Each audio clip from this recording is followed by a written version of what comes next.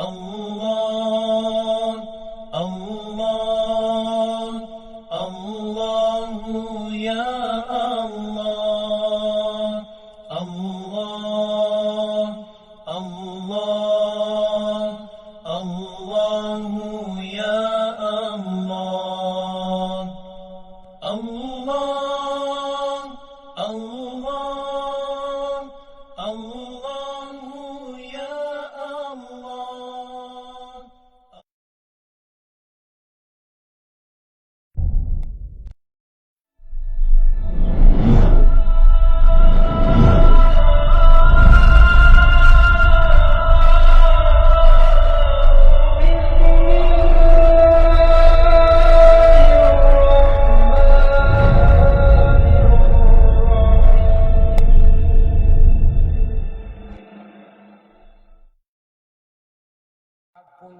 الوكيل القوي المتين الحميد المبدي المبدع المعين المحيي المميت الحي القيوم الواجد الماجد الواحد الأحد الصمد القدير المقتدر المقدم المؤخر الأول الآخر الظاهر الباطن البالي المتعالي البار التواب المنتقم العفو رؤوف المالك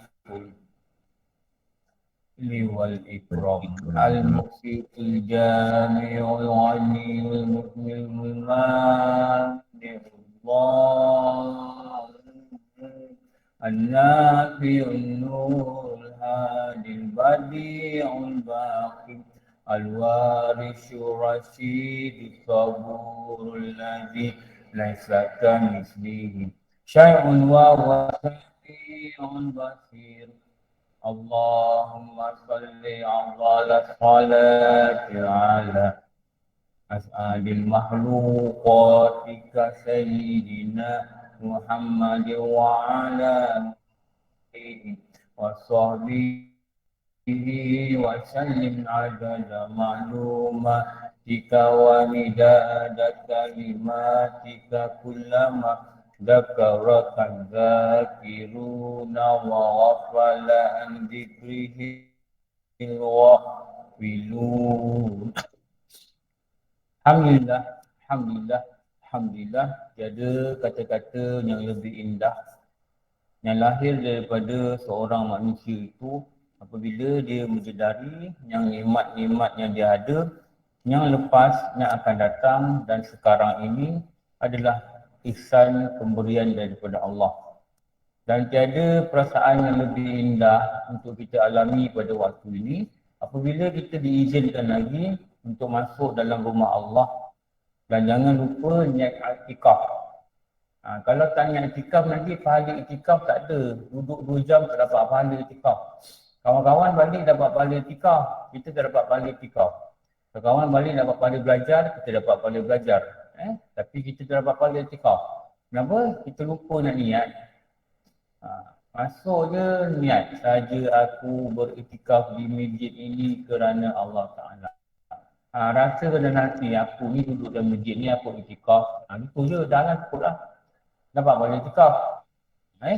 Jadi kalau kita bijak, ulama kata, Muslim yang bijak dia lebih banyak mengumpul pahala daripada Muslim yang tidak bijak. Ini ulama cakap. Kenapa? Dengan dia memperbanyakkan amal dan memperbanyakkan niat yang baik. Banyakkan amal dan banyakkan niat yang baik. Keluar rumah niat, aku nak belajar, aku nak dapat redha Allah. Keluar rumah niat, aku nak masuk masjid, aku nak dapat pahala i'tikaf. Keluar rumah niat, nanti jumpa kawan-kawan, aku nak tanya khabar. Silaturahim. Keluar rumah niat, beli kali 4 biji, 1 biji nak pas pada orang sebelah. Jangan makan dalam ni, munyah-munyah, buruk-buruk apa Saya bagi contoh ni. Keluar rumah niat, semoga Allah rahmati aku, perjalanan aku. Keluar rumah niat, aku tawakal pada Allah atas perjalanan aku ini. Sampai sini ucap pula Alhamdulillah dah sampai. Masuk niat buat iktikaf. Jumpa kawan, beri salam. Orang beri salam, kita jawab salam. Lepas tu kita duduk menghormati masjid, kita solat tahiyatul masjid. Jangan lama-lama. Masuk, suruh buat dulu. Jangan buat benda lain dulu. Jangan berbol dulu. Sebab dia tak boleh lama lebih daripada 2 rakaat solat. Maksudnya tak boleh lebih dari 2 minit. Masuk, buat dulu. Jumpa kawan, buka emas sekejap. Dapat pahala? Dapat pahala. Tutup balik. Jalan, nampak kawan. Apalah kau ni lima macam kau ni. Aku nak senyum kat kau. Sayyidina Umar kata, serendah-rendah akhlak mulia itu, engkau menunjukkan mukanya ceria pada sahabat-sahabatmu. Ini mana petaka tau betul mulut ni. Kenapa? Nak senyum kat orang tak boleh. Betul tak? Orang tak nampak kita senyum ke, kita apa ke, kita masam kat dia ke. Pakai bibir nampak senyum. Nampak. Apa khabar akak, sihat Lama tak nampak akak. Ada, aku sakit lutut. Moga cepat sembuh, senyum. Dapatlah dia banyak pahala. Kenapa? Menghubungkan rahim, mengambil berat tentang orang Islam. Itu mengambil berat lah. Lama tak nampak apa khabar, tak sihat ke? Sihat, suami akaknya tak sihat. Okeylah, menunggu cepat sembuh. Dapat doakan dia, dapat pahala lagi. Allah banyaknya pahala nak buat. Lepas tu dikatakan orang bijak ni, orang Islam yang bijak ni, dia ada pelbagai niat kebaikan yang menyebabkan dia banyak pahala. Keluar rumah je, RM2 masuk. Orang perempuan tak nampak kat sini Tak mana duit? Ada poket? Nak letak kat sini. Ada orang letak kat sini lah. Kalau orang dulu letak kat lagi teruk. Bawa RM2. Masuk je, tu tabung tu mana-mana tabung kan? Tak. Ya Allah, engkau sembuhkanlah penyakit ahli keluarga aku. Boleh niat? Ting, tak RM2. Minggu depan tu, ni kelas lalu kan, pertimbangan. Bawa RM1 lagi. Ya Allah, engkau sembuhkanlah ahli keluarga aku jika dia sakit. Tak. Begitulah niat. Banyak pahala. Tu kalau tak pandai, tak tahu nak buat semua tu, tak dapatlah pahala. Datang, dia salam kat orang tak nak, senyum kat orang tak nak, tanya khabar tak nak, datang, duduk, propam, bangun, balik. Rugilah, banyak rugi. Naik iktikaf tak ada. Okey, kita sambung kan? Berhenti kat mana?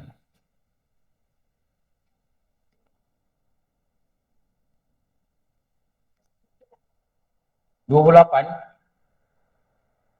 Muka surat 8. IP idaman penuntut Ustaz ya. Buku semayang ni? 8. Mengesahkan takrif syarat dan takrif rukun. 10 syarat Buku sah. semayang? Syarat sah? 10 syarat sah Fatihah tu. Oh, 10 syarat sah Fatihah. Sampai nombor apa? Nombor 8 tu Ustaz dah nombor 8 yang mengesah. Ustaz nak sambung nombor 8 tapi nombor 7 tu tentang mengesahkan takrif syarat dan takrif rukun. Ustaz nak sambung situ. Oh. Itu baru nombor 8. Dalam nombor 7 ada lagi maksudnya. Okey, nombor 7 lah 8. Jap.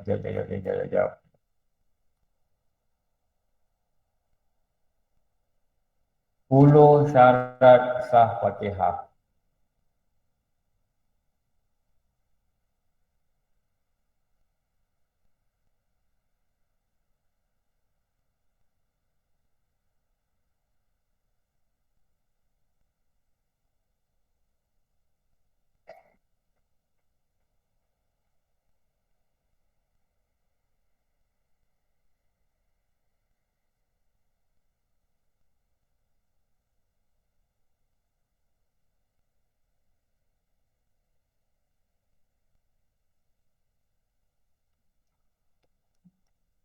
Dibaca Fatihah dengan ketiadaan lahan. Itu nombor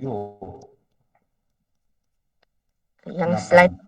slide akhir tu Ustaz kata nak terangkan tentang takrif syarat, mengesahkan yang apa tu? Takrif syarat dengan takrif rukun. Di situlah. Okey. Online kata saya nak sambung menerangkan takrif syarat dan rukun. Betul ke? Tak apalah, kita terang sikit lah. Semoga jadi orang gaji.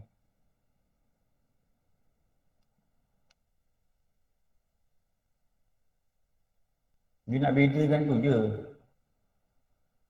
Rukun. Tak apa, kita nak kita terang juga. Lagi, bawah ni syarat. Ustaz, slide tak nampak lagi Ustaz. Apa peranan dua ni? Kalau kita kata dari segi peranan, dua-dua ni dia mengesahkan. Nampak ke ni? Mata Nampak Ustaz. Nampak Ustaz. Jauh. Pada depan, nampak jauh. Ke depan ni. Nampak? Nampak tak?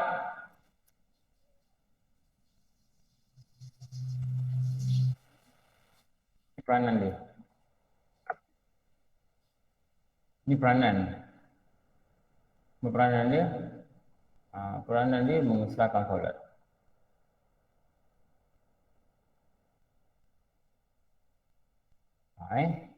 Dan dia ada beza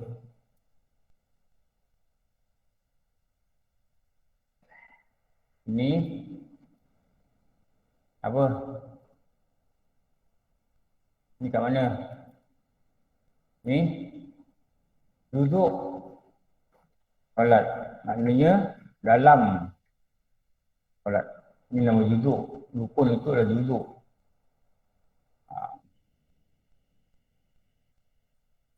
Yang bawah ni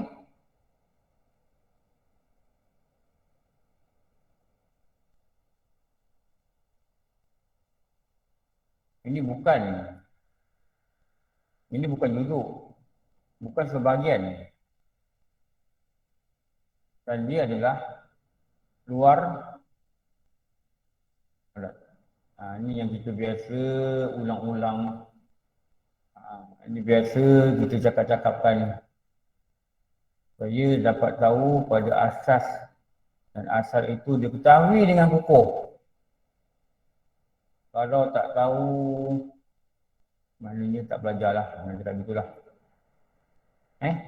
Satu duduk, satu bukan duduk, satu dalam solat, satu luar solat.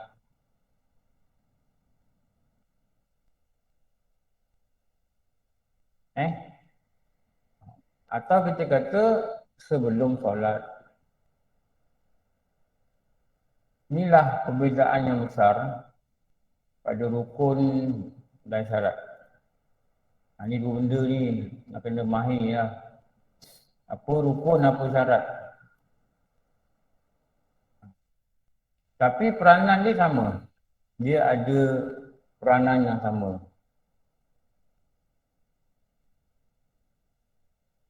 Peranan yang sama. Apa? Dia mengesahkan solat.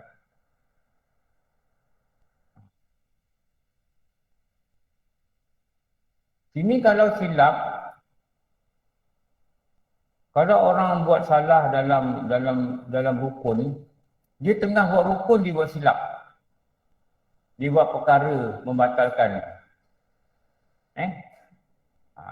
Bila dia buat perkara membatalkan dalam rukun, dia tengah sembahyang, apa jadi dekat solat dia?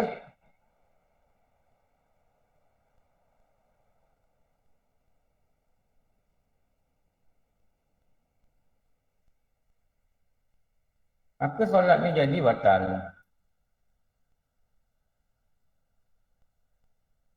Hanya batal. Ini dalam solat.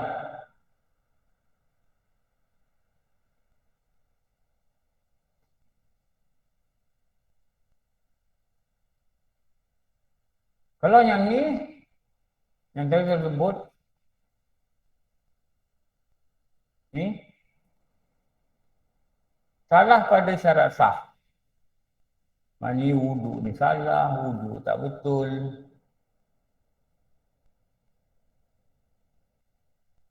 Apa jadi pada dia punya sembahyang? Alamak, jangan lari.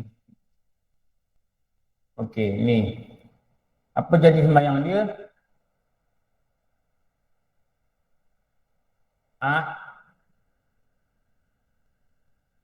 Batal.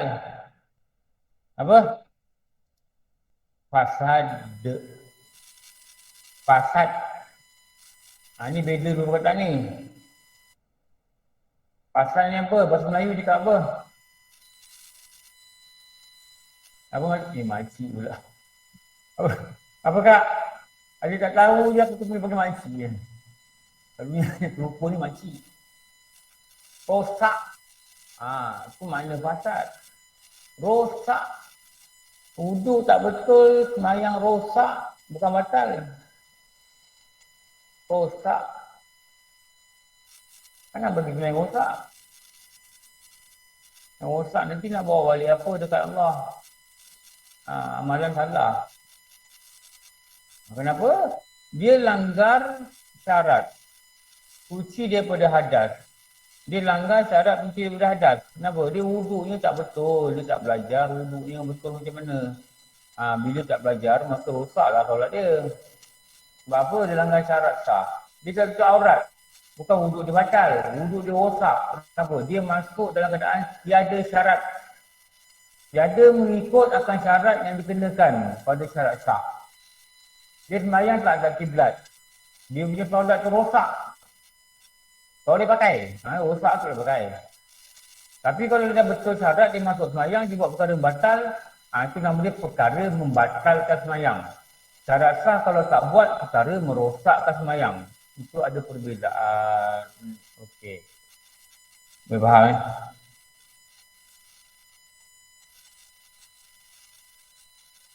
ni peranan yang sama ni.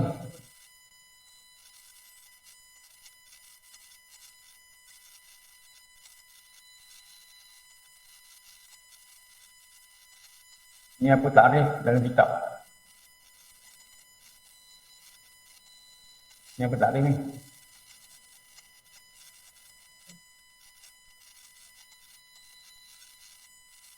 Apa takrif? Sesuatu kedua takrif. Sesuatu yang terhenti ia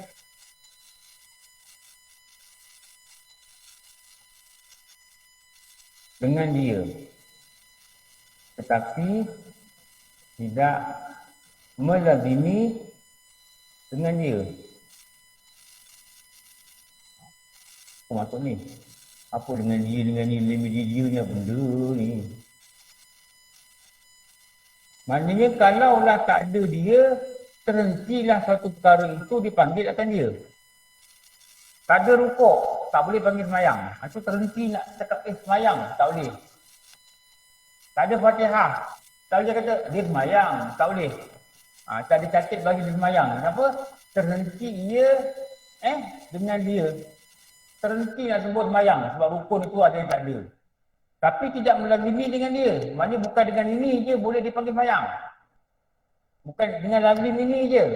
Tapi ada lagi satu yang mengesahkan. Yang nama dia adalah, nama dia apa? Selain rukun, apa yang mengesahkan solat? Nama dia apa? Apa makcik nama dia? Syarat. Syarat. Saya nampak jawab tu, nampak mata kumat kami ni. Tak tahu lah dia jawab punya muak pun, tak tahu lah. Syarat. Syarat. Okey. Nombor 8. Nombor 7. Nombor 8 mana? Dari nombor 8 ni. 3, 4, 5 ni tasdid. 6, 7, 8. Ni 8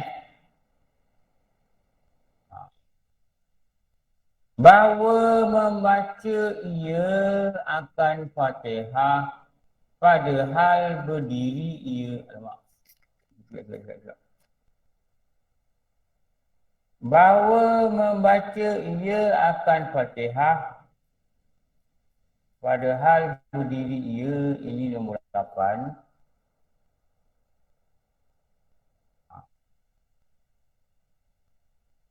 Lepas tu letaklah dia punya tajuk. Tajuk dia. Letak tajuk dia.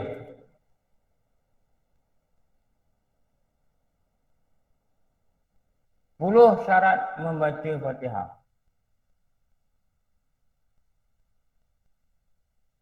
Yang nama dia adalah syarat atas rukun. Nama syarat rukun. 10. Dan yang kita baca ini adalah nombor 8. Nombor 8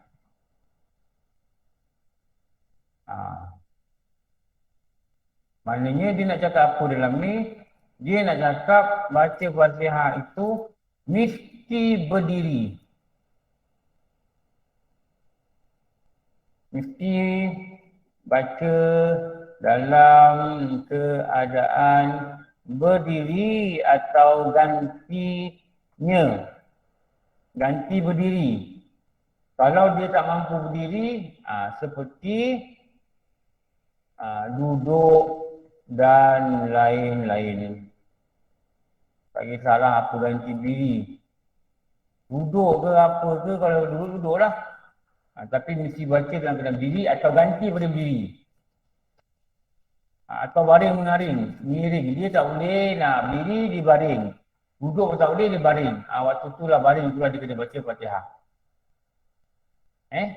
Ini nak beri syarat yang dikenakan untuk antara syarat yang dikenakan untuk mengesahkan Fatihah. Ini syarat nombor apa?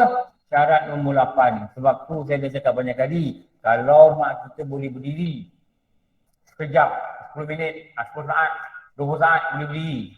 Lepas tu baru duduk, dia mesti berdiri. Kenapa tak berat-berat syarat mesti berdiri? Boleh berdiri. Dapat setengah Fatihah tak apa? Setengah Fatihah, kaki sakit. Baru duduk.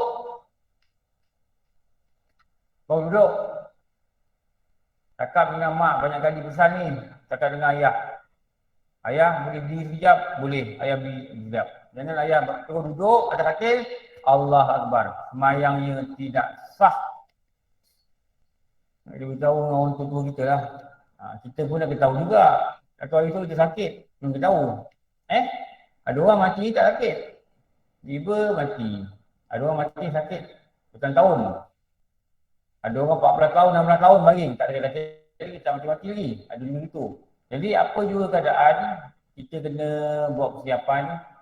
Kaedah ibadah yang dikenakan, yang dibenarkan, yang diuzurkan oleh syarak pada orang-orang yang sakit. Okey. Nombor 9. Nombor 9.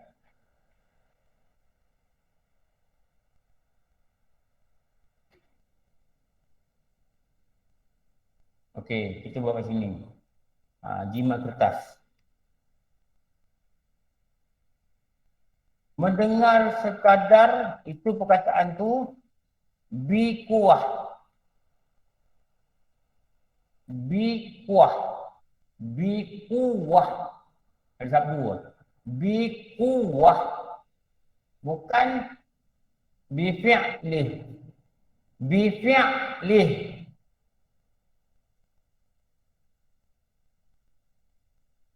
Bukan bifi'lih.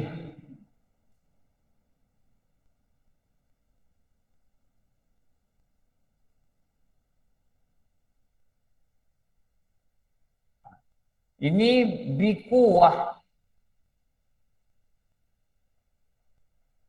Mendengar sekadar bikuah akan tiap-tiap huruf Fatihah pada telinganya. Bikuah ni maksudnya apa? Bikuah ni maksudnya kalau dia baca kadar macam ni, telinga dia dengar. Tapi kalau keadaan tiba bising kat keliling, dia baca tak dengar. Tak apa, dia tak payah menguatkan suara. Dia tak payah menguatkan suara. Maknanya dia baca pada keadaan yang dia boleh dengar dalam keadaan yang biasa tak bising. Artinya tiada mengapa tidak mendengar bacaannya dalam keadaan suasana keliling yang bising. Itu semayang, cucu datang. Menjerit, bergaduh, menangis. Tapi nenek baca Fatihah pun tak dengar.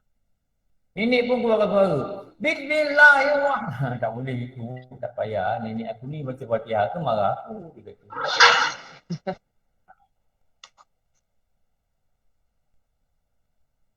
Kalau nenek nak suruh cucu dia diam, masa dia turun rukuk, Allahu Akbar. Apa hukum sembahyang? Aku hukum sembahyang. Batal. Kenapa? Dia bercakap dengan cucu dia, bagi signal kau diam.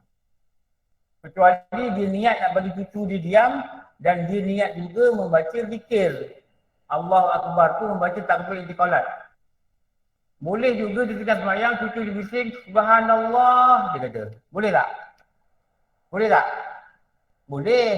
Dengan niat apa? Beritahu dan niat zikir dalam hati. Niat zikir.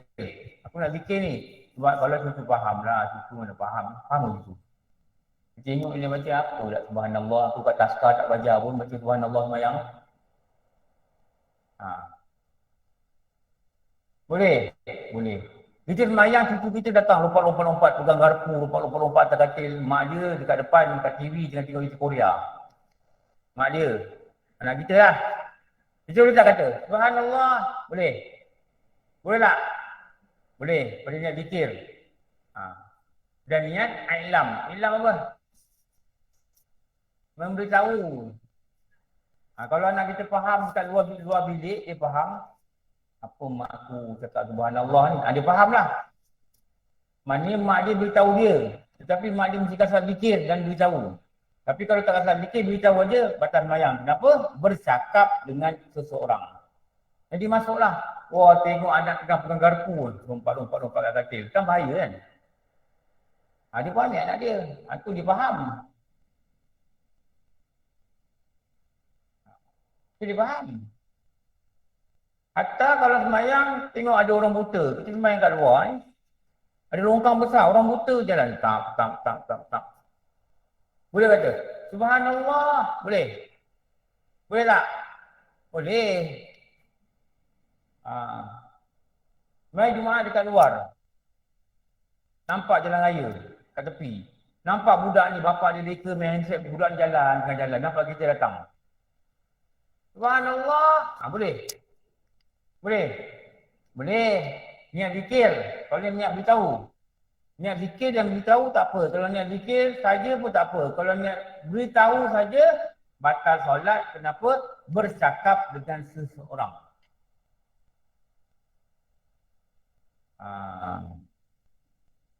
Tengah sembahyang. Hangatkan asam pedas.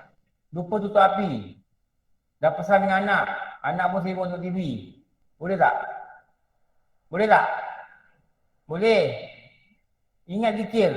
Allah Ta'ala tak lupa, kami yang lupa. Subhanallah, Allah tak lupa. Subhanallah. Boleh? Kalau anak faham lah. Dah geram pula, Subhanallah. Geram asam pedas. Tak boleh. Itu dah cakap dengan sengaja. Itu dah cakap dengan sengaja. Boleh tak? Boleh. Tapi tidak diamalkan, kenapa? Orang tak tahu. Orang tak tahu. Boleh, boleh. Cuma yang menyebabkan tidak batal itu apabila ada niat dalam hati dia berzikir. Berzikir. Kalau tak ada nak zikir, saja niat pada nak beritahu, batal sembahyang dia. Ini memperdengarkan bacaan ni. Inilah yang kita kata, dia adalah salah satu daripada, ini apa ni? Mendengarkan bacaan ni. Dia adalah salah satu syarat umum pada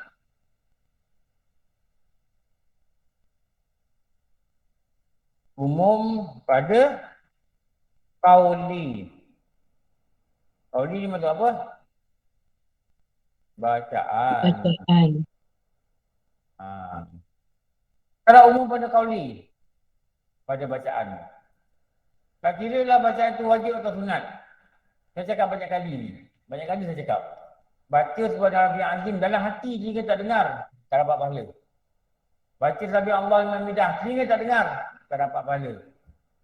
Takbir intiqalat, Allahu Akbar, Allahu Akbar, telinga tak dengar, tak dapat pahala. Baca Rabbi pilih dalam hati, telinga tak dengar, tak dapat pahala. Ucapan salam yang kedua, Assalamualaikum warahmatullahi. Yang kedua, telinga tak dengar, tak dapat pahala. Kenapa? Qauli ni syarat dia telinga dengar. Jangan baca Quran dalam hati. Kenapa? Jangan baca Quran dalam hati. Sebab Quran ni dia adalah cabang iman pada lisan. Lisan. Pada lidah. Baca telinga dengarlah. Baca dalam hati, bukan baca.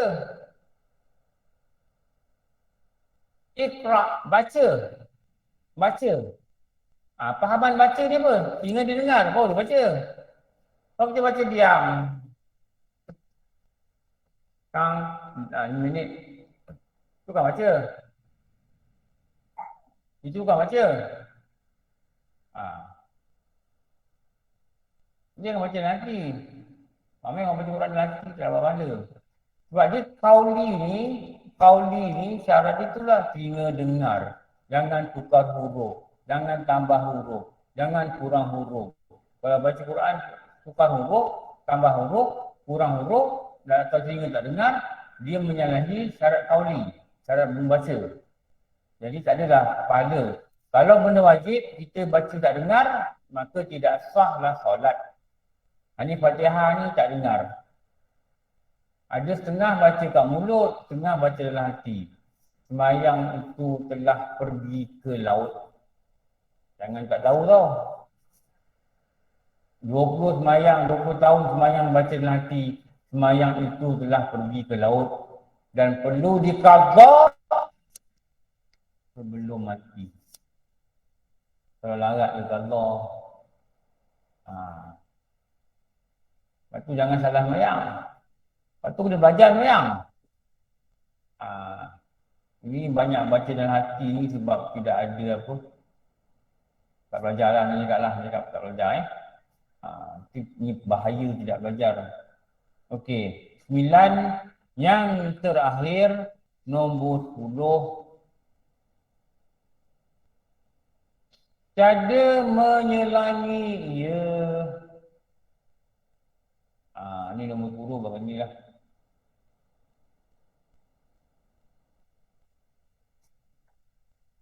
Maknanya bacaan Fatihah ini tidak diselang akan dia yang kita ada baca dalam kitab. Antara kalimah itu oleh zikir yang ajnabi. Okey, ajnabi apa? Asing. Kalau kita kata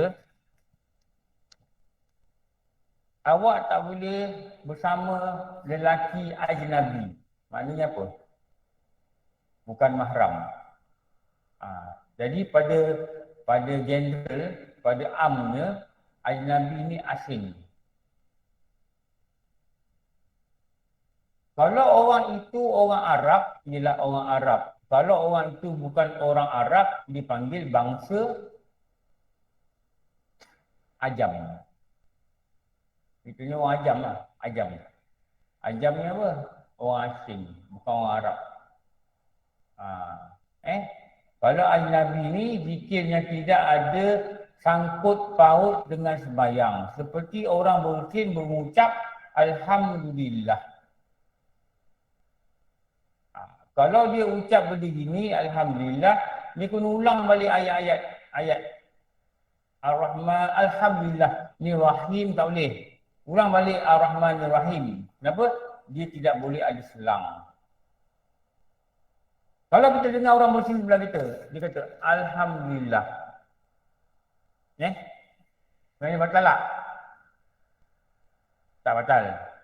Kita kata Ya Harmukallah. Kita batal tak? Kita batal tak? Kita batal. Kenapa kita batal? Kita bercakap dengan dia. Apa dia cakap? Semoga Allah rahmati engkau. Tengok cakap. Tu jangan kalau dia cakap Alhamdulillah, kita diam je. Kalau kita kata Ya Hamdallah, maknanya kita cakap dengan dia. Maka batallah sembahyang. Maka batallah sembahyang. Tu nak kena tak jawab orang muslim lah sembahyang. Ini dia cakap dalam kitab ini kitab yang cakap itu.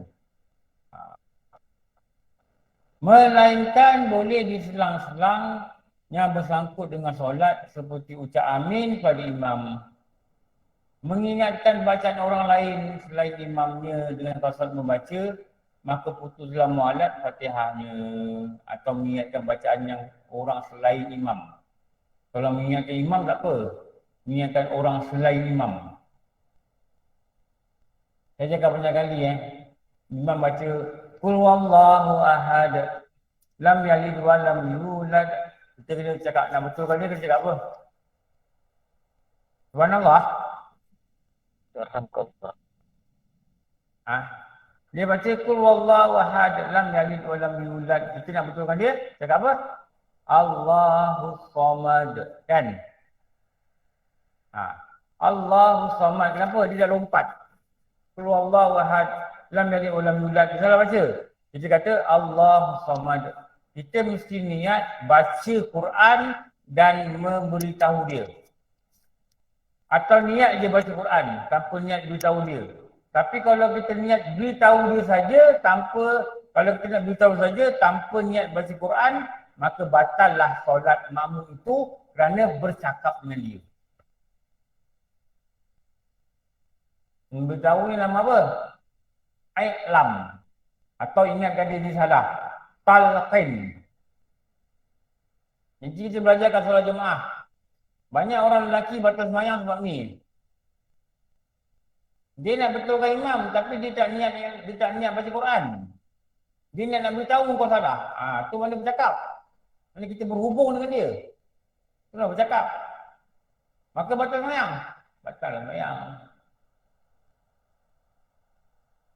Batal sembahyang. Macam imam tahfiz kan. Budak tahfiz kan jadi imam tarawih kan. Kadang-kadang ada surau dia ambil 2 orang. Seorang jadi imam, seorang kat belakang. Seorang ni dengar dia baca, takut salah. Dia akan betulkan. Sebab apa? Dia tahu kalau bagi seorang, kalau salah, jemaah ni memang tak kira betul. Dia bukan orang mudah hafal Quran. Jadi yang belakang ni kalau imam sangkut je dia ditolong. Ditolong ni mesti pada kasar baca Quran. Kalau kasar beritahu, batal sembahyang.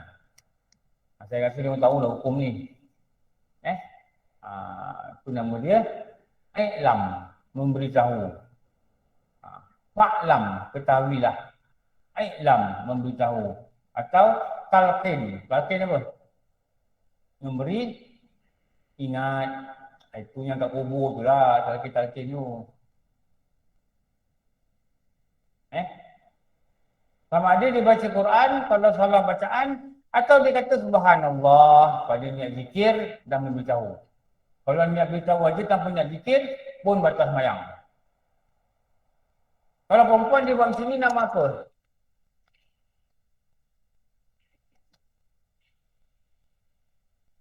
Nama apa ni? Perbuatan ni nama apa?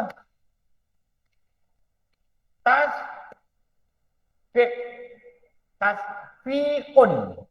Tasfiyaqah. Tasfiqun. Tasfiq. Nama tasfiq. Nanti sembahyang suami isteri PKP lagi mana tahu. Dah semayang tadi bang, tadi abang silap, abang naik 5 rakaat. Suami tanya, kenapa tak kelas fik? Apa fik? Sudah awak tak nak pergi masjid.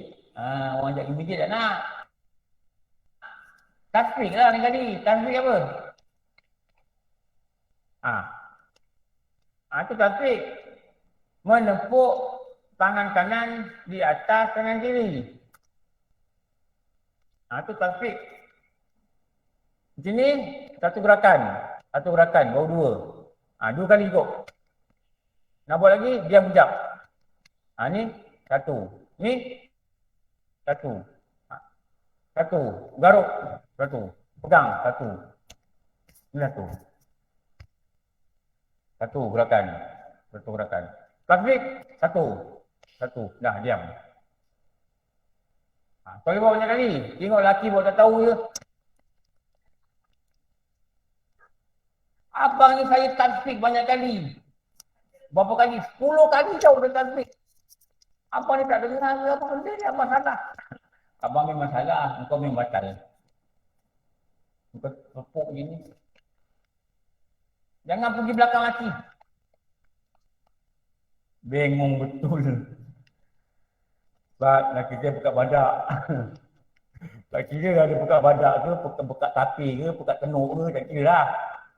Jangan buat begitu, tak diajar gitu. Pergi belakang suami dia. Wah, laki terkejut. Oh, engkau dia kata. Tak payah begitu lah. Dia tak dengar dah lah. Tasfiqun.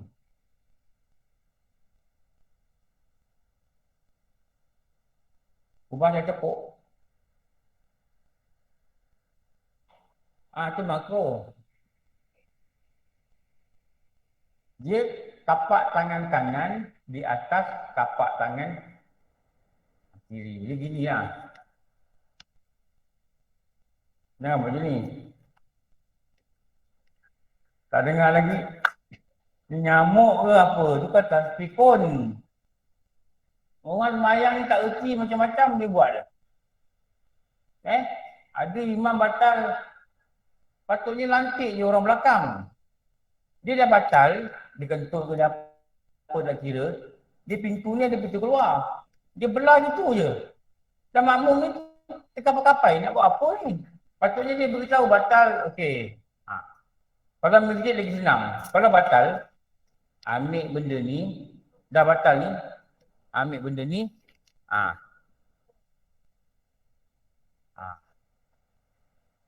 Dan kalau mic yang sini lagi senang.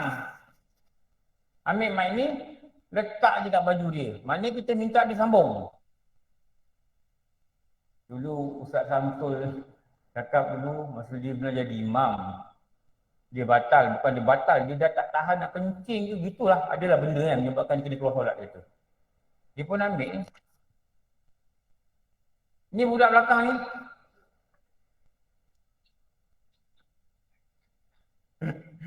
Kenapa? Tak nak. Dia elak dia kata. Dia pergi kat sebelah sana, dia letak. Orang tu sambung.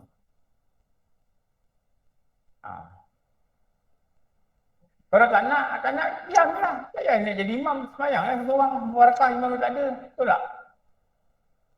Tak boleh buat begini. Dia nak bagi je mic. Nampak ni?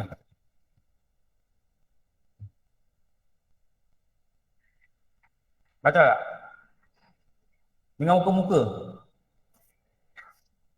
Apalah semayang macam ni? Malu orang luar tengok tau. Ni cakap betul ni, ni berlaku semua ni. Kak Gombak dulu kawan saya cerita, dia semayang belah sini. Imam ni dia batal masa sujud. Lepas tu dia keluar tau. Saya rasa dia nak terberak lah. Macam dia tak sempat cakap apa-apa. Dia keluar, dengar pintu dia kata. Kawan saya macam ni, keluar kecil, dengar pintu berdemam. Maknanya ada orang keluar masuk lah. Jadi Bilal ni dah tengok lama, Bilal ni intai. Dia intai, ni cerita betul ni. Kawan saya sini je. Intai. Nampak kepala dia keluar tu. Lepas tu dia pun tengok imam tak ada, dia bangun, dia buat diri. Berdiri kat depan imam. Imam batal. Ini cerita betul tau. Kawan saya terkejut. Kenapa? Tak ada pengajian. Surau tu tak ada kuliah. Datang semata-mata nak solat. Bila jadi begini tak tahu apa nak buat. Patutnya imam ni kena kata subhanallah. Atau katalah dia dah keluar semayang, dia boleh kata apa-apa. Saya batal. Minta abang baju Melayu biru ni sambung. Lepas tu abang baju biru Melayu ni, dia cuma bangun daripada sujud, menguatkan suara. Allahu Akbar. Tanpa tukar tempat. Tanpa pindah depan. Tak boleh, abang baju biru sambung, dia pun dalam keadaan sujud tu. Dia pejam mata cari tempat imam mana. Allah bingungnya ni. Bingung, luar nampak malu tau. Dia bergerak ni dibenarkan hanya pada waktu qiyam. Berdiri. Bangunlah. Allahu Akbar. Dan orang lain patutnya faham. Bila ada suara yang besar, dialah imam. Allahu Akbar, baca Rabbi Fili. Allahu Akbar, sujud kedua. Kedudukan masih kat situ. Lepas tu bangun rakaat kedua. Allahu Akbar. Lepas tu baru gerak ke depan. Ada orang pun rapat kasar. Itu kaedah dia. Ramai buat ini ni. Kita nak kena prepare berbagai situasi tau. Imam ni kadang dah tua. Kentut tak tahan, nak kencing tak tahan. Betul tak? Umur dah makin banyak. Jadi urat-urat ni dah longgar. Urat kentut dah longgar, urat kencing dah longgar. Urat dah longgar. Kalau naik kereta, bang nak kencing. Jangan tunggu 5 minit. 5 minit habis. Terlaksana dah. Mesti cari RNR ke, apa P ke. Kalau teruk sangat, mesti bawa benda untuk support. Bawa apa? Pampers ke. Atau bila tanda dan kereta, ada pub. Tu memang keadaan kita berubah gitulah. Okey. Kalau dia semayang hari Jumaat, dia pergi masjid. Dia baca Fatihah aja, tiba-tiba imam tu sujud sajadah. Okey. Ar-Rahman Ar-Rahim, dia pun sujud sajadah. Lepas tu dia bangun balik. Dia boleh sambung. Maliki Yaumiddin. Kenapa? Perkara tadi adalah berkaitan dengan maslahat solat. Maslahatnya apa? Berhubung kait dengan perkara-perkara solat. Amin. Berhubung kait dengan perkara-perkara solat. Jadi tak putus mualat pada Fatihah. Tapi kalau pada zikir lain, putus mualat. Okey. Habislah syarat sah Fatihah. Sekarang kita sambung kat kitab balik. Rukun seterusnya yang nama dia adalah rukun ke berapa?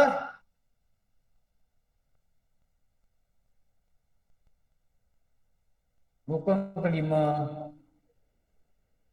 Betul.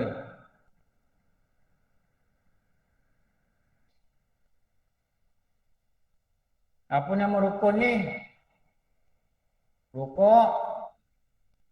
Ini nama rukun ni. Rukun kelima. Tengok dekat slide ni tak apa. Rukun kelima. Macam biasa. Tulis dulu nama rukun.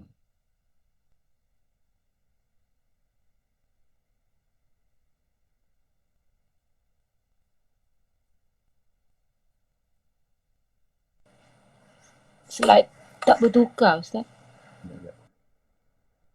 Nama rukun.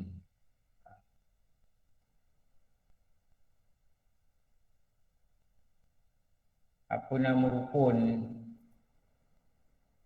Tengok dulu dalam kitab tu. Ketiga, keempat, kelima, muka surat 26.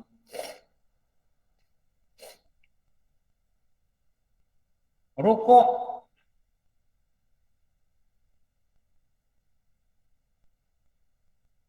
Pada tiap rakaat. dengan tumakninah. Ini nama rukun dia. Pada kebanyakan kitab, dia kata apa? Rukuk dengan tumakninah. Rukun dan tumakninah. Ini kitab ni dia tambah lagi perkataan. Pun tak apa jugalah. Untuk apa? Untuk memudahkan kita faham apa nama dia? Rukuk pada tiap-tiap rakaat.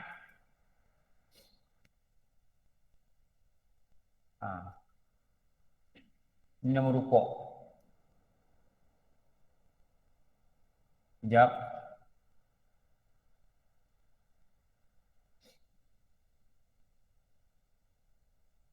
Okey. Salin takrif ni dulu.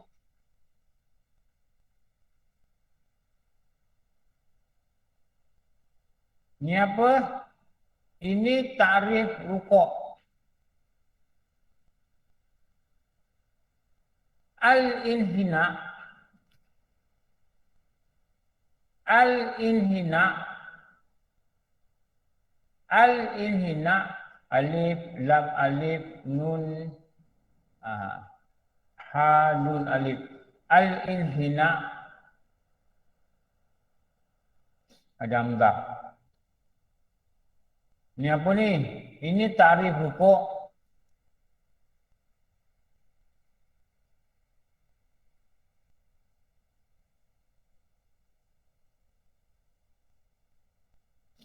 Takrif atau definisi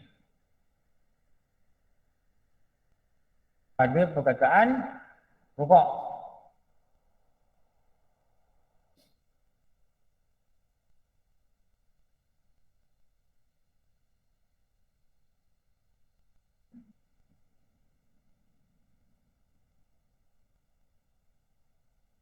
Satu dia beritahu apa? Rukun fi'li. Ini satu beritahu ni. Rukun fi'li ni rukun perbuatan. Maknanya rukun perbuatan. Dalam bahasa Arab bererti bongkok atau disebut al-inhina. Dulu kat sekolah tak belajar ni. Dalam bahasa Arab disebut bongkok. Ini dari segi bahasa. Ini makna dari segi lughah. Lughah ni bahasa dia. Lughatul Arabiyah, bahasa Arab. Lughatul Arabiyah. Dari makna istilah. Istilah ni maksudnya menghuraikan makna bahasa. Itu nama istilah. Dia menghuraikan makna bahasa. Apa dia? Tunduk kepalanya serta bongkok pada belakangnya atas perkelakuan tertentu dalam solat. Ini apa ni? Bongkok pada tunduk kepala satu.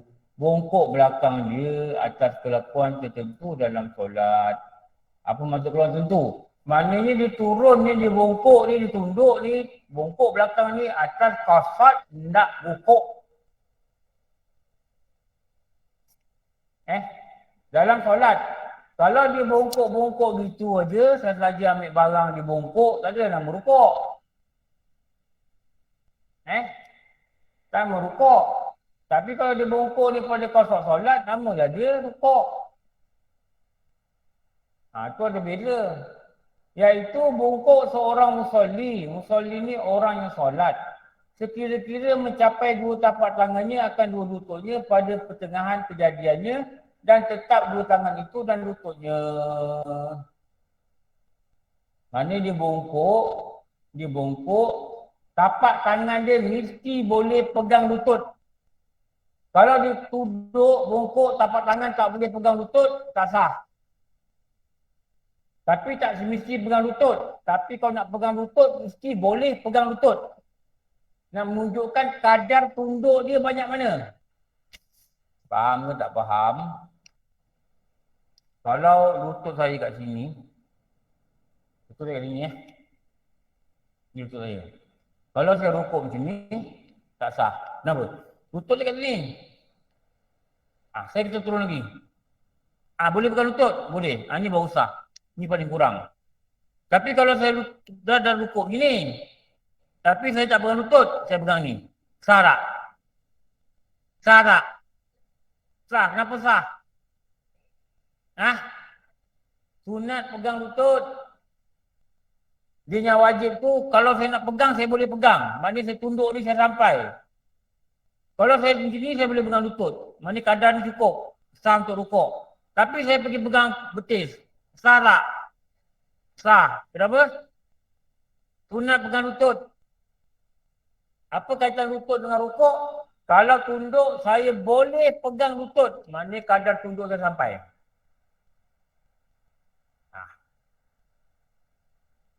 Faham ke tak faham? Kalau orang pegang di sujud, dia pegang betis. Sah tak? Sah lah. Kalau pegang betis dah bawah lagi. Kalau nak pegang lutut, mesti sampai. Kalau dia rukuk, dia pegang sini. Mungkin tak sah. Sebab apa? Lutut tak sampai pada tangan yang pertengahan. Apa tangan yang pertengahan? Tangan yang biasa lah. Tak pendek, tak panjang. Berapa panjang tangan yang pertengahan? Berapa panjang ni?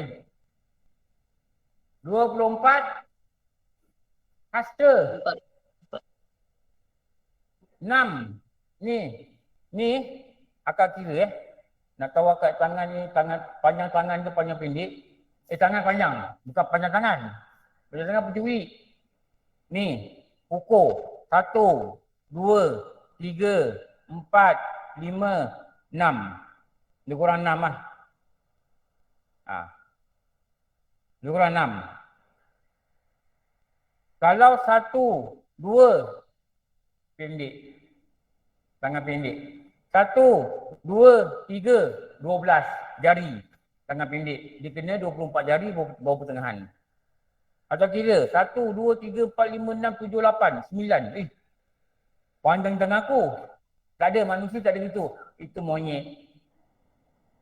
Bukan monyet tak? Dia boleh pegang telinga dia, mulut dia ikut sini tau. Tahu? Dia boleh pegang mulut dia ikut sini. Kalau siapa boleh pegang mulut dia ikut sini, itu monyet. Macam monyet lah, bukan monyet. Macam monyet. Itu tangan panjang. Tak sampai. Tak sampai. Jangan try kak. Kadang-kadang macam monyet aku ni. Ustaz cakap aku macam monyet. Macam, bukan monyet. Tangan panjang. Tu monyet tengok monyet tangan panjang. Monyet, tangan dia panjang di kaki dia.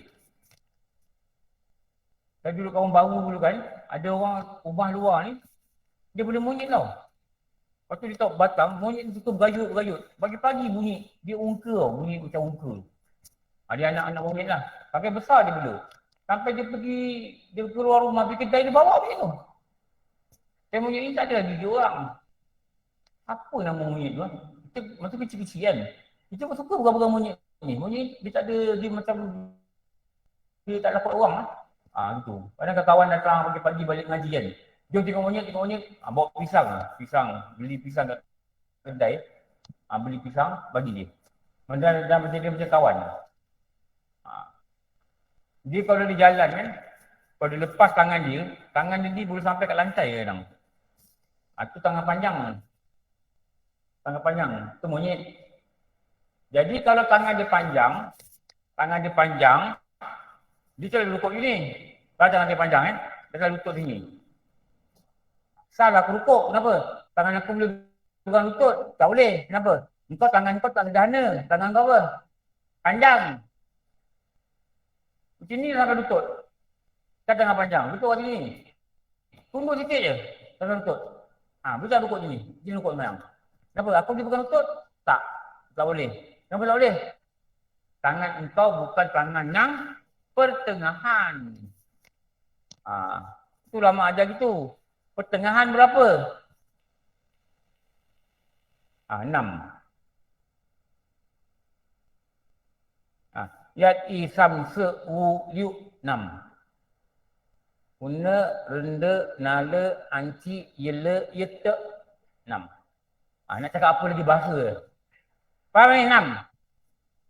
1, 2, 3, 4, 5, 6. 24 jari. Lebih kurang 24 jari, itulah tangan pertengahan.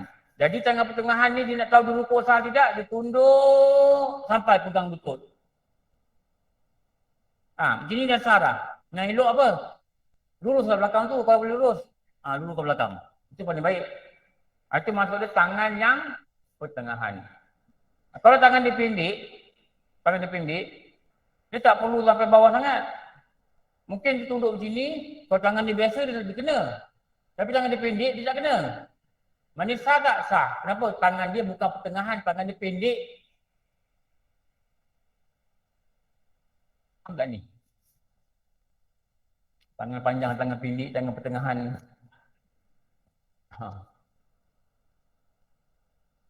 Sebab tu belajar satu rukun 1 jam baru habis. Dia bicara pada tangan. Sebab apa? Ukuran tunduk itu pada tangan. Ini belajar rukun sembahyang 32 rukun 40 minit. Belajar apa? Tak dapat. Tak reti. Beribu persoalan balik. Kamu tak faham. Salah sembahyang. Kena ambil perhatian ni. Ni.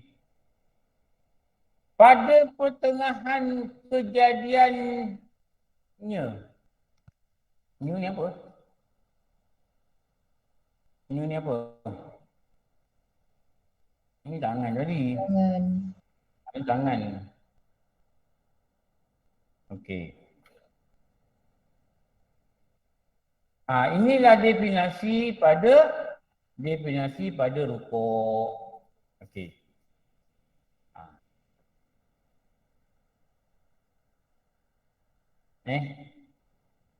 Okey, tengok lagi satu. Apa yang elok kita tahu? Mengetahui akan dalil. Ini dalil. Apa dalil kata semayang ni kena rukuk? Letaklah dalil dia kat sini. Supaya kita tahulah nanti apa benda tu apa benda tu apa.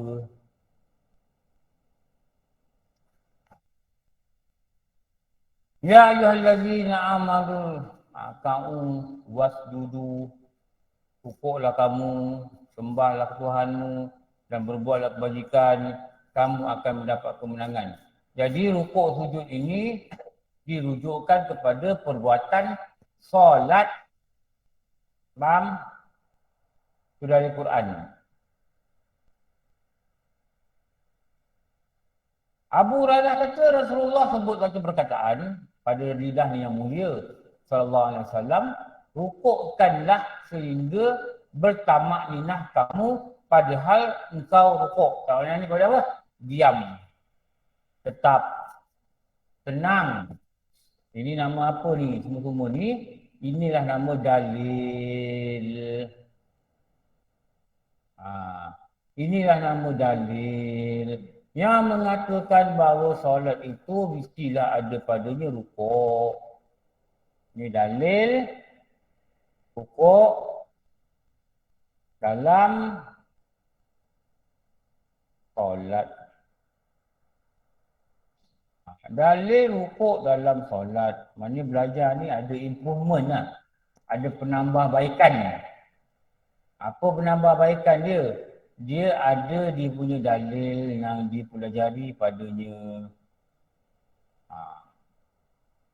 Pagi ni ada 175, 73 orang. Ramai pula pagi ni, mana datang orang ramai? Lalu ni 130. Lepas PKP tak ramai. Dulu masa PKP kan, 200 setengah. Sampai maksimum kursi. Lepas PKP ni, masjid dah buka, saya tengok tak ramai. Tak apalah. Belajar kat masjid tu tak apa. Ni 230 orang. Ni Datuk Zahrul ni hadir ustaz dari Kuala Lumpur. Tu Datuk Zahrul Hakim. Kawan baik. Kawan kami lah. Saya kadang suka tengok, ni Nat Afiq, ini Kak Gayah daripada Rompin. Jadi aku tengok kawannya datang, siapanya datang. Oh Abang Din ada lah. Abang Din daripada Rompin pun ada. Ramai lah. Hajah Zu pun ada. Dengkil, Kak Latifah, Sedang, Lia Razin, Kuantan. Mana dia kenal lah. Mat Setia ni kawan sekolah. Saya Ustaz. Siapa tu? Isteri Halim. Dr. Normawati pun ada datang. Norwati. Nurwati datang. Kalau datang semua ni 172 penuh masjid. Kalau kau nak siapkan sarapan kena panggil catering. 172 orang kau datang sini kau kena bagi catering lah. Kena dia pakai baju selondon lah jadi tuan rumah. Pakai baju apa? Marhaban tu. Baju biru tu. Yang bunga-bunga tu. Kita boleh lah nanti jemput dia orang kan datang. Akak jadi tuan rumah lah. Orang masak telur pindang, orang masak kuah dalca, orang buat roti canai. Cukup lah. Bagi dia makan. Raikan tetamu. Ramai orang tumpang belajar kat sini. 173 orang. Alhamdulillah. Cakap apa tadi? Nak cerita pasal kawan dah lupa. Apa? Dalil. Dalil. Kenapa kau rukuk semayang? Memang kau rukuk. Memang dalil dia.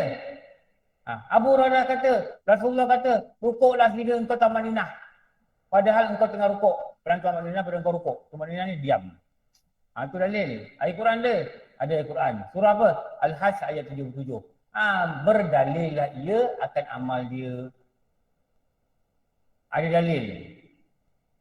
Tu ada penambahbaikan lah pada solat. Penambahbaikan pada solat. Lepas tu saya nak beritahu solat ni kalau kita belajar itulah yang terbaik. Kalau tak belajar ni tak apa benda tahu lah. Okey, tengok balik ni. Ni dah kertas ni saya bawa dah. Tengok. Okey ada ruang lagi. Tak apa kita jimat kertas. Kita tulis kat bawah ni. Nama rukun. Apa nama rukun?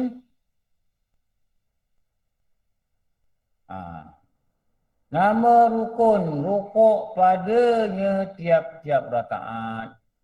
Maknanya kalau ada satu rakaat dia tak rukuk, tak sah lah semayang. Sebab dia dah kata tiap-tiap rakaat. Kalau ada rakaat dia tinggal rukuk, tak sah lah semayang. Ni nama dia waktu nak rukuk. Bila waktu nak rukuk ni? Ni waktu rukuk. Waktu untuk rukuk. Tiap-tiap rakaat. Rukuk ni makna apa? Tadi kita dah kata rukuk ni maknanya bongkok. Al apa? Al lupa. Baru cakap dekat atas dah tak ingat. Al apa? Al-inhina.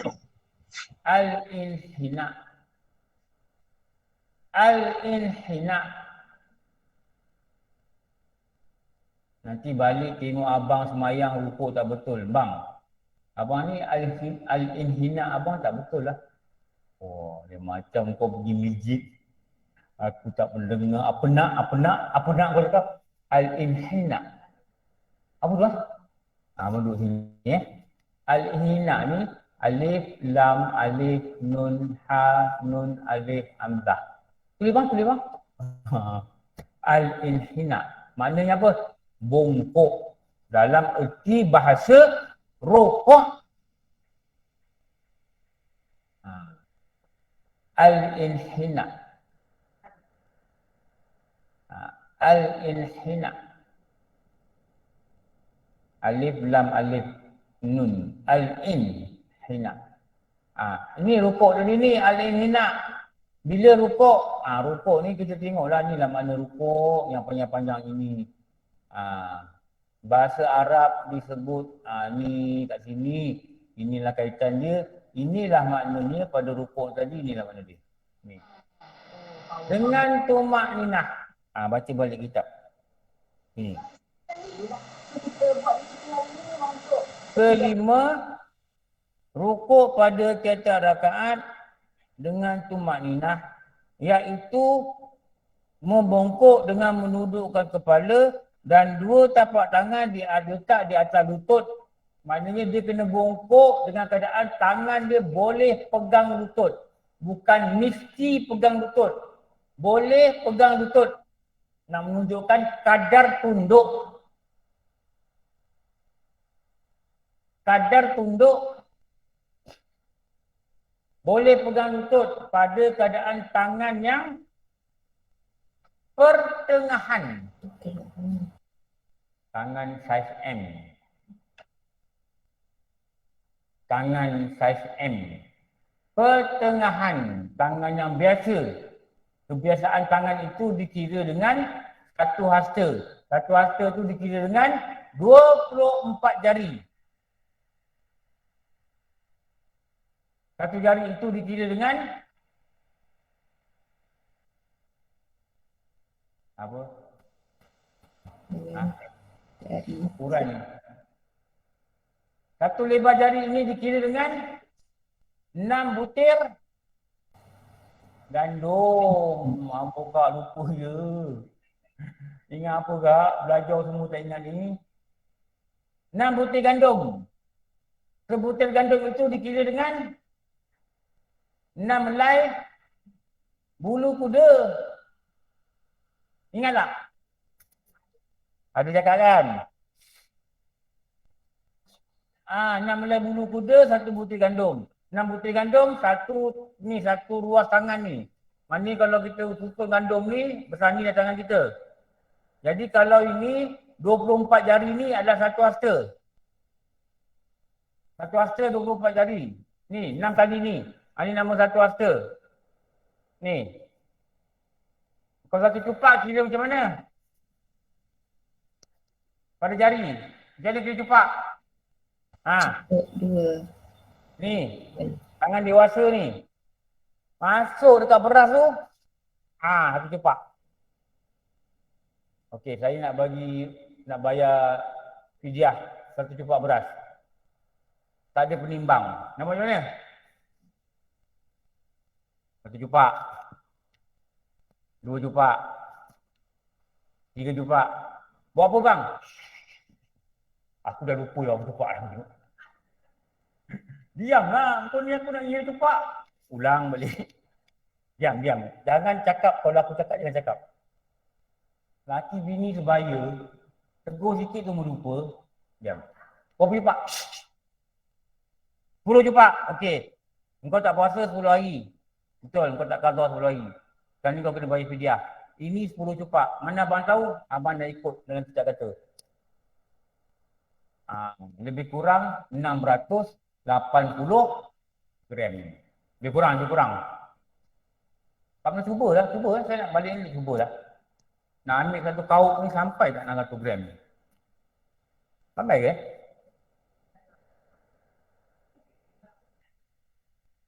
Mana dia tinggi cuba. Tapi kiraan yang asal kira gitulah. Kalau kita rasa kira 500 gram je, ambil lah pendapat moden, tak apalah lebih kira besar lah tak. Kira lah 680 gram. Kalau 10 hari, 68 kilo. Nampak macam mana? Beli beras satu kampit 10 kilo tu.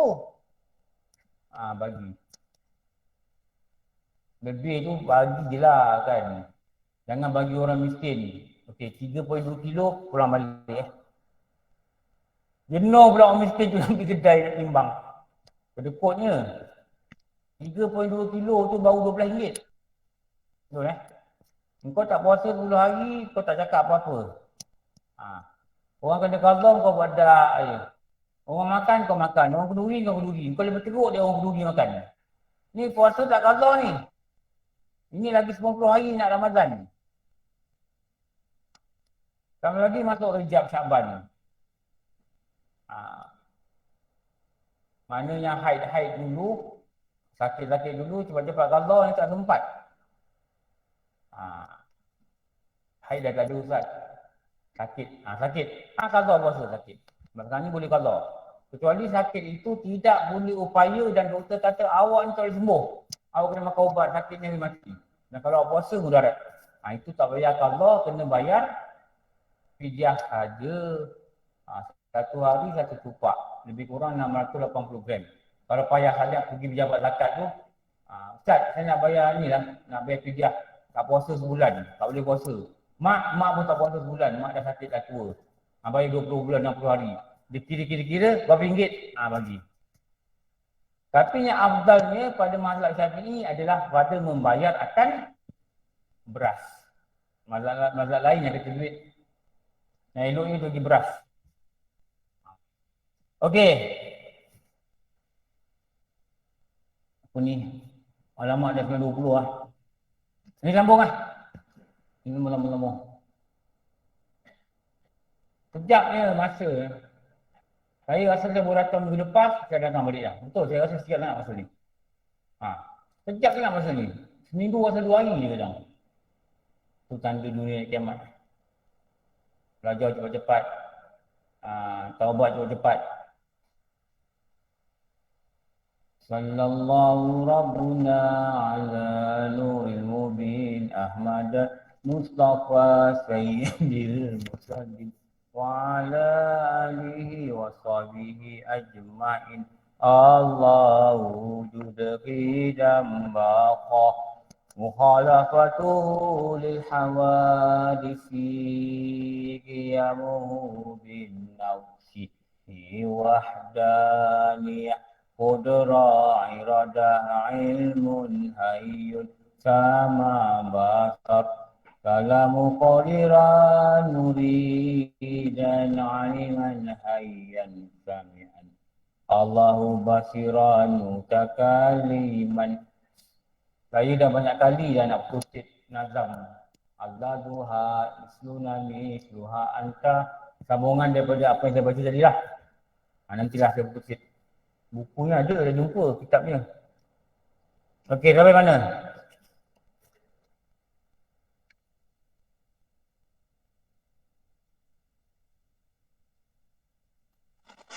Sambung nombor 23 Ustaz.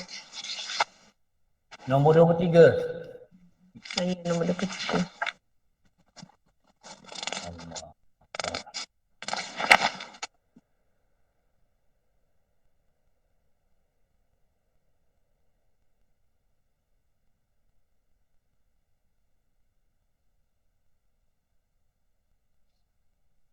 Beriman kepada Allah. 23. Apa ni?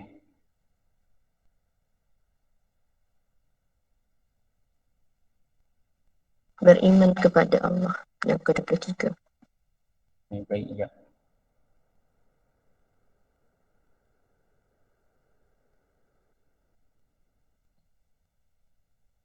Betul tak 23? Allah itu hidup. Itu 23. Tengoklah slide ni.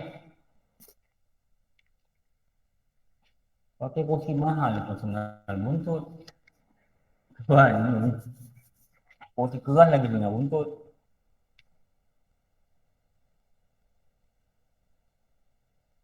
Allah itu hidup.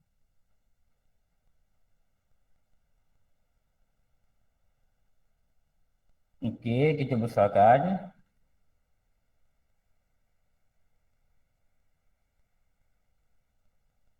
Tulis tajuk dia. Apa tajuk dia saya tulis?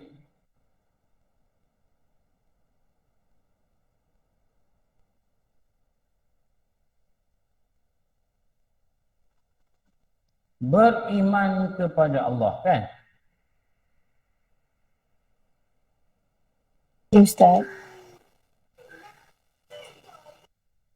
Lepas tu, beriman kepada Allah. Tajuk besarnya apa? memahami rukun iman. Memahami rukun iman. Okay. Ustaz ada share slide ke Ustaz? Tak keluar. Ada kejap. Kejap. Memahami rukun iman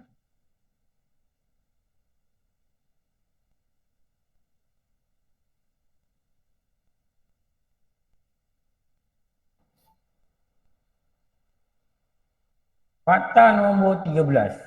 Ni. Kenapa dia keluar 13 ni? Nombor 3 kan?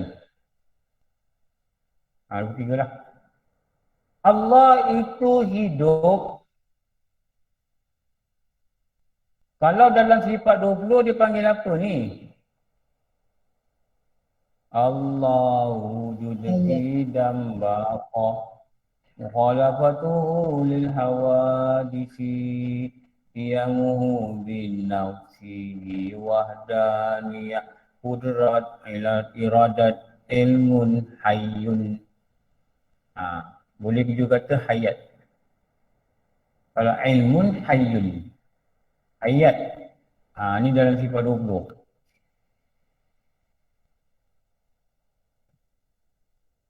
Kama basar kalamu qadiran muridan aliman hayyan sami'an. Hayyan apa?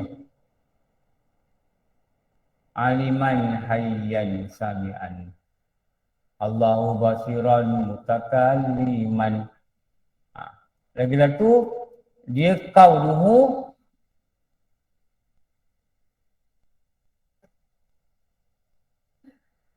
apa? Ni. Ni tak disusul ni. Sami'an, tu belakang tu. Hayyan. Kalamu qadiran muridan aliman hayyan sami'an. Allahu basiran mutakalliman. Murid-murid tengok kat dinding. Murid-murid tengok dinding tu. Hayyan sami'an basiran mutakalliman. Kalamu qadiran muridan aliman hayyan sami'an. Allahu basiran mutakalliman. Nampak? Ini hari-hari tengok dia tak faham. Kaunuhu. Apa kaunuhu? Berkeadaan. Hayyan.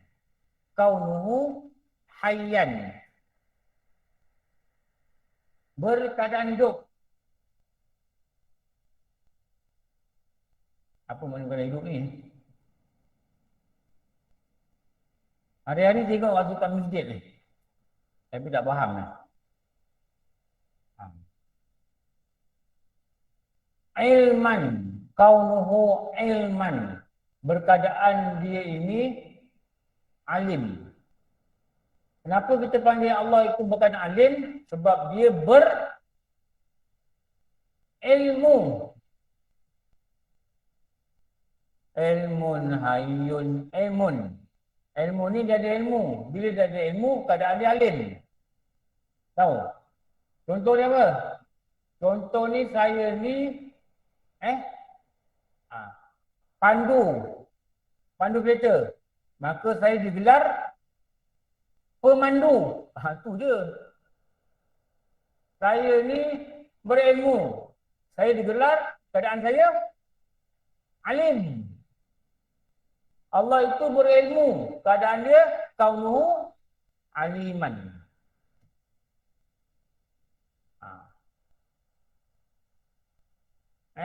Allah itu kudrat. Keadaan dia kaunuhu qadiran. Kudrat kuasa. Qadiran keadaan berkuasa. Ni. Kaunuhu mutakalliman. Allah itu berkata-kata. Qudra, irada, ilmun, hayyun, sama, basar, kalam. Kalam dia berkata-kata. Maknanya dia pengata berkataan dan dia berkata-kata. Itu je. Makni ma'nawiyah. Makni ma'nawiyah. Nanti belajar kat sifat 20. Kita ambil yang ni dulu. Hayat. Hayat hidup. Berkeadaan dia pada hidup. Sifat 20 ni bila ditambah oleh satu ulama' lagi. Kalau ikut satu ulama' tu yang dua tu, Abu Hasan Asy'ari, Abu Mansur Maturidi, kalau ikut satu ulama' ni dia kata 13 cukup. Cukup untuk mengenali Allah ini. Tapi ada ulama' tu tambah 7 lagi. Jadi kita kat Malaysia campur pakai 13 campur 7, kita nama sifat 20. Tu mula nak kena hafal lah. Ma'ani, ma'nawiyah. Nanti kita akan baca sifat 20. Jadi hidup tu sifat dia. Apa? Hayat, hayat, hayyun, hayy qayyum. Yang hidup dengan sendirinya, berdiri dengan sendirinya. Tapi Allah itu hidup dari mana? Hidup dia tak sama macam makhluk. Maksudnya apa? Makhluk itu ada roh, makhluk itu ada nyawa. Ini roh dan nyawa ni, ini sifat ni siapa ni? Ni makhluk lah, tak kira lah monyet ke, siapa ke, tak kira lah. Orang ke, manusia ke, ada juga yang dipanggil jamadat. Jamadat apa?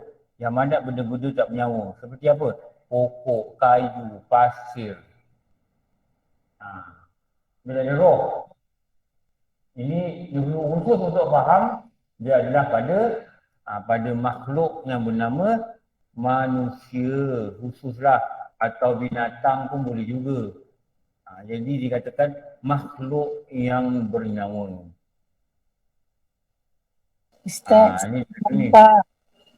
Ini namakan makhluk yang bernyawa.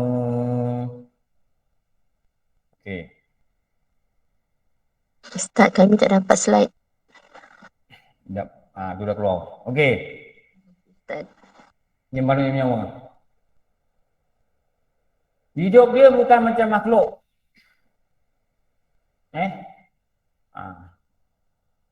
Tapi hidup Allah itu ada zat ke tidak? Dia ada zat tak? Ada zat Bukan Allah. zat vitamin tu. Jangan bingung sangat zat vitamin ni. Ada diri dia tak? Ada diri dia. Tapi diri dia tu tak sama dengan makhluk. Tak ada nyawa.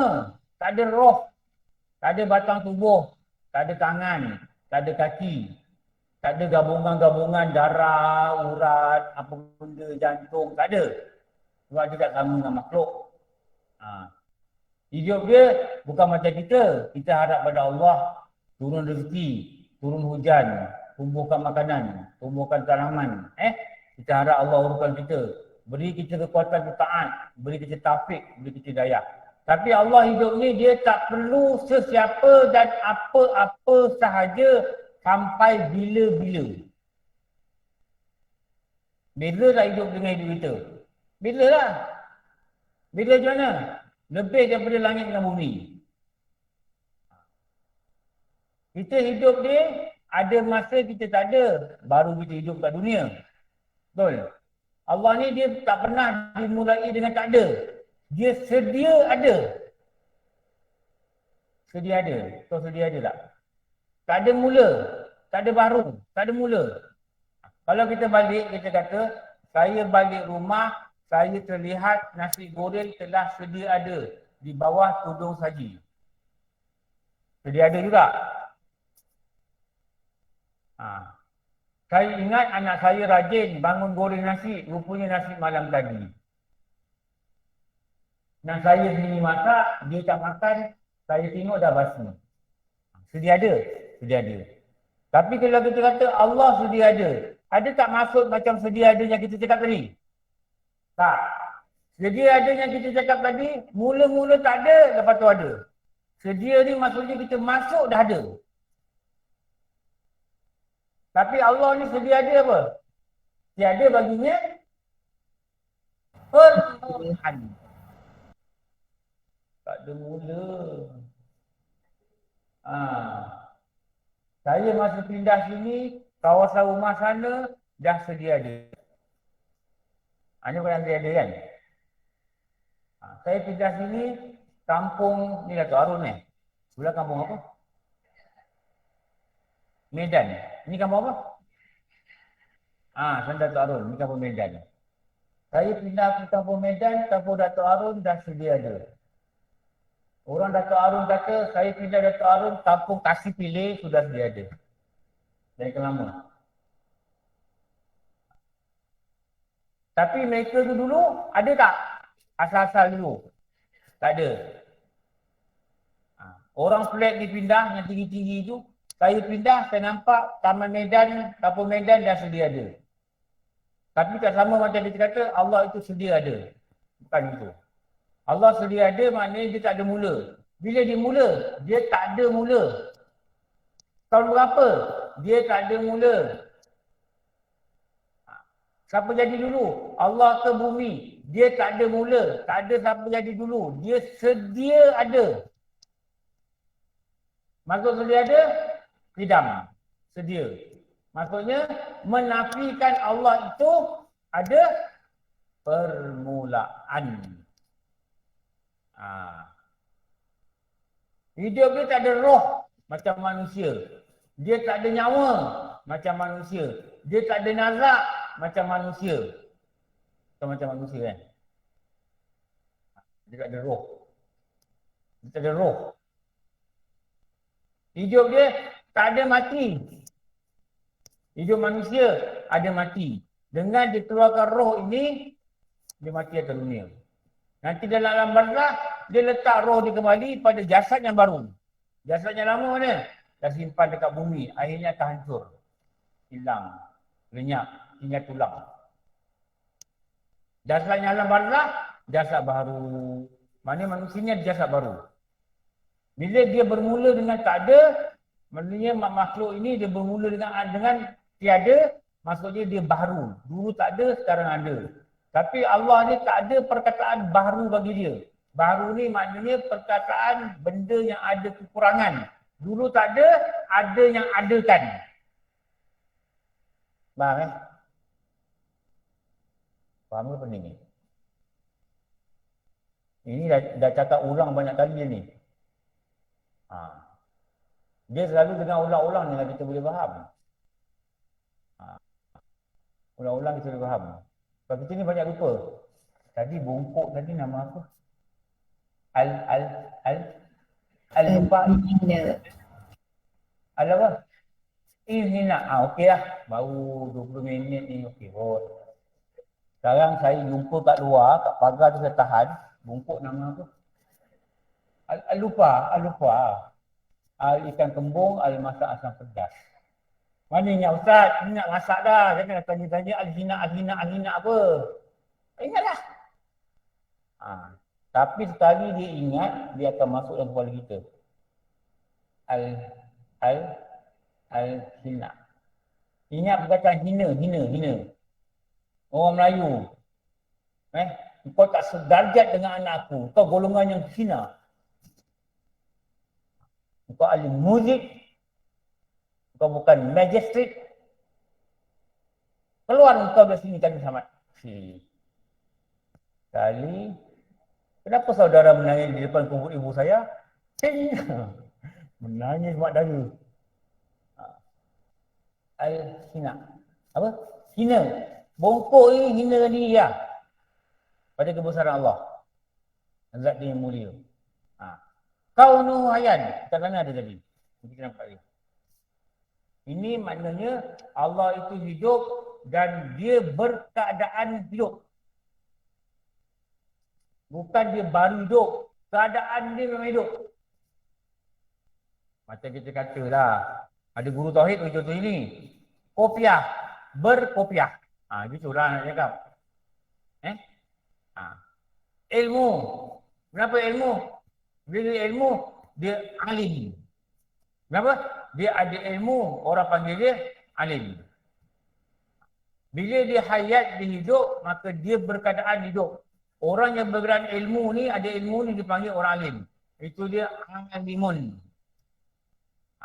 Ilmun. Kaunuhu alimun. Itu dia buat 20 tu. Kalam. Kalam ni apa?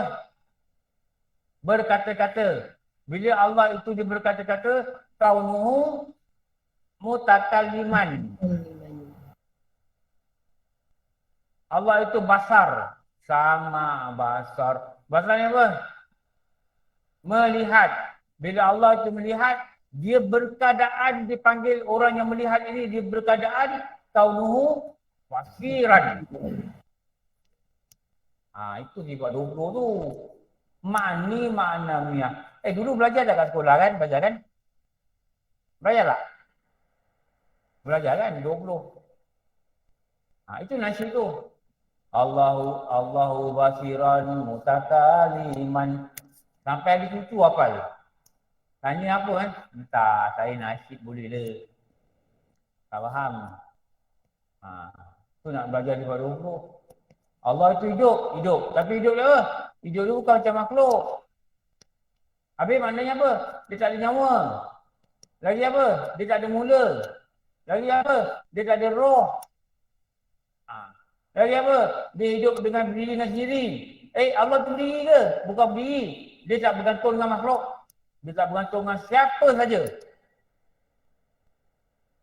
Itu nama dia apa? Ghani. Dia terkaya daripada segala sesuatu. Ni faktanya kita kena faham. Jadi daripada kesimpulan ni, kita buat lagi sekali apa yang dikatakan pada ilmunya, apa dikatakan Allah itu tidak menyerupai akan makhluk. Ini satu fakta yang sangat penting. Allah tiada ia ni dia lah. Menyerupai akan makhluk. Jadi kita faham ini kesimpulan ni pun dah okey ni. Okey. Nombor apa? 24. Zat Allah tiada berhubung dan tiada ia berkumpul. Pakai kertas tadi lah. Jimat kertas sikit. Ni.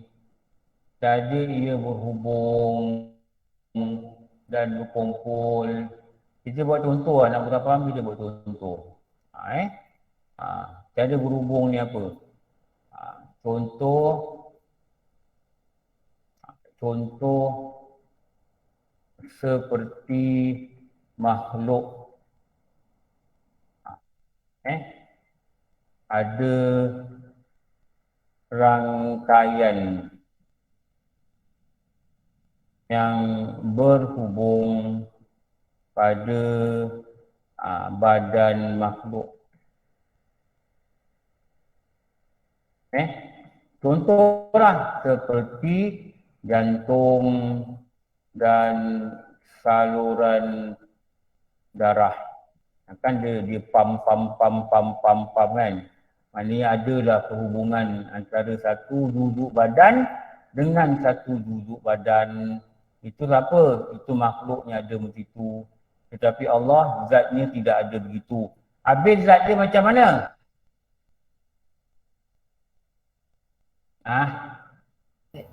Macam mana zat dia? Allah. Allah jua yang mengetahui. Kita tak tahu. Tak tahu. Bila nak tahu?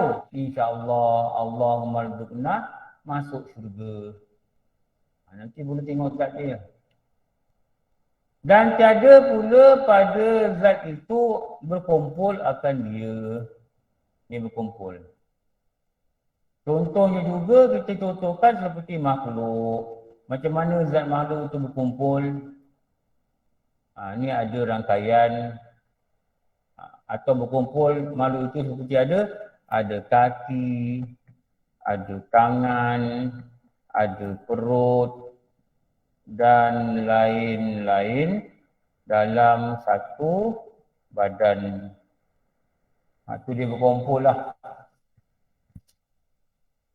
Tapi dia tak berkumpul. Dia tak berkumpul. Kita kalau tak ada kepala, tak hidup. Sebab apa? Kita ni berkumpul kepala dengan badan. Kita tak ada kepala, tak hidup. Sebab apa? Kita ada rangkaian yang menghubungkan kepala dengan badan. Kita ni tangan kita gerak ni, kenapa? Otak kita ni dia bekerja. Kalau otak orang dah mati setengah badan, orang kena stroke. Nampak tangan kau angkat? Kenapa? Otak ni dia tak boleh beritahu tangan kau angkat. Dia ada rasa nak angkat tangan. Tapi otak ni, sel ni, hebat yang Allah jadikan, sel otak ni tak boleh bagi signal dekat tangan kau angkat. Kenapa? Dah mati sebelah. Even mata pun tak tutup. Orang kena stroke, tak mata tutup. Tahu tak? Macam budak office saya dulu, dia kena, bukan stroke, dia kena sakit saraf kat muka. Saya kata, Man, kau tidur macam mana? Aku tidur, aku balut dah kain ni. Balut kain ni, mata, balut. Kenapa? Tak tutup, kita buka itu ke. Siang malam kita buka. 3 hari masa aku tak tutup bang tu. Ni berhari-hari ni. Ini mulut ni keluar helio. Kenapa? Tak dikontrol. Macam kita nak cabut gigi, doktor dah engage, kebas. Kalau komo, kita komo, air keluar kat sini, ni tak keluar. Ini keluar, tak dikontrol, dia lepas itu je. Betul tak? Dia kebas. Urat dah tak fungsi. Lepas tu orang kalau makan gigi palsu semua, orang kata lah, makan tak rasa, ya ke? Gigi ada saraf, ya ke? Tu kalau angguk tu pakai gigi palsu banyak lah. Tu dia tanya ya ke? Tak nak jawab. Nampak senyum menawan ya. Balik rumah, rimas aku. Begini mulut. Mak penat nak balik. Tak ada gigi. Jangan cakap orang saya bukan gigi. Cantik yang Allah jadikan. Cantik yang Allah jadikan.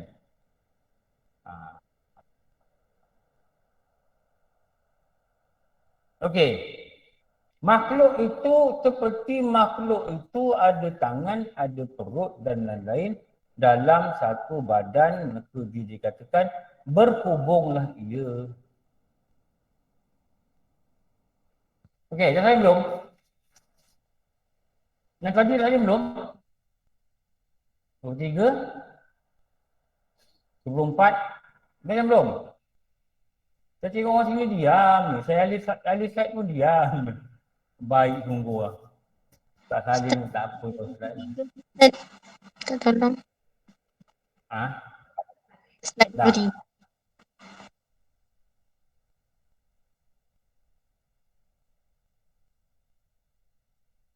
Okey.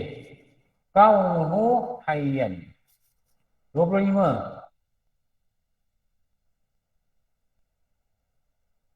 Ini.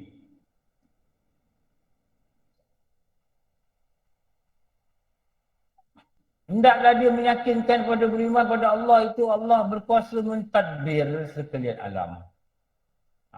Ini 25. 25. Mana 25? 20 apa ni? 13.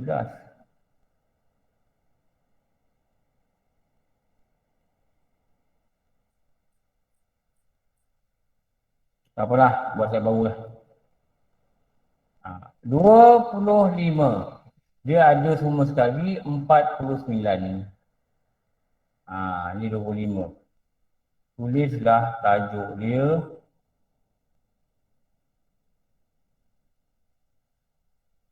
Kopi sini. Tulis sini pula apa? Bersambung. Ini perkara pertama, beriman pada Allah. Nanti kita belajar beriman kepada malaikat. Lepas tu kita belajar beriman kepada, ni macam belajar rukun iman lah. Supaya iman kita betul dan iman kita sah. Ni. Inna Allah ala kulli syai'in qadir. Nanti nak tengok bahasa Arab dekat mana?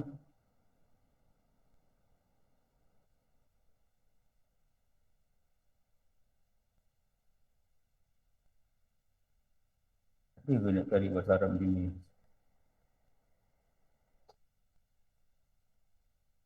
Ini banyak dalam internet ni.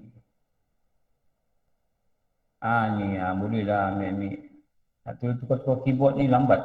Kalau kita tulis jari jarang. Ni dia. Innallaha ala kulli syai'in qadir. Ni bilang. Ni. Berjur jari kan? Orang sini pada pandai tu jari. Usah tak kisah. Betul kan? Orang sini jujur jari je cantik.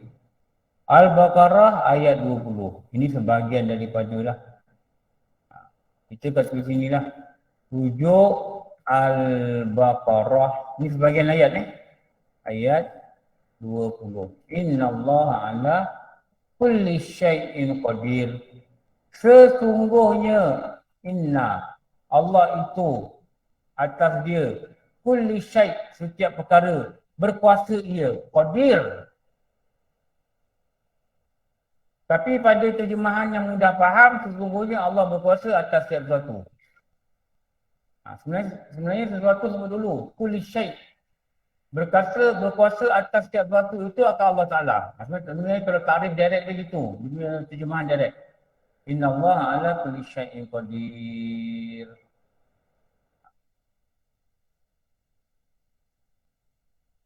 Boleh terjadi kan? Saya tak pernah tengok orang terjadi. Orang tak kita siap. Ya tu boleh tu. Macam mana orang buat dia sah. Boleh lah. Ni tulis sendiri boleh baca, dia boleh faham betul lah. Dia berkuasa takbir.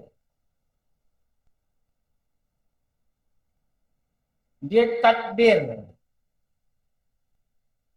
Kita tengok sini Saya nak bagi faham benda ni. Okey. Makhluk mengurus. Bila makhluk mengurus, maka nama dia adalah apa nama dia? Nama dia tadbir. Tadbir tu takbir, pentadbiran. Mentadbir lah, mentadbir. Bila makhluk mengurus, nama dia takbir. M-A-K-H.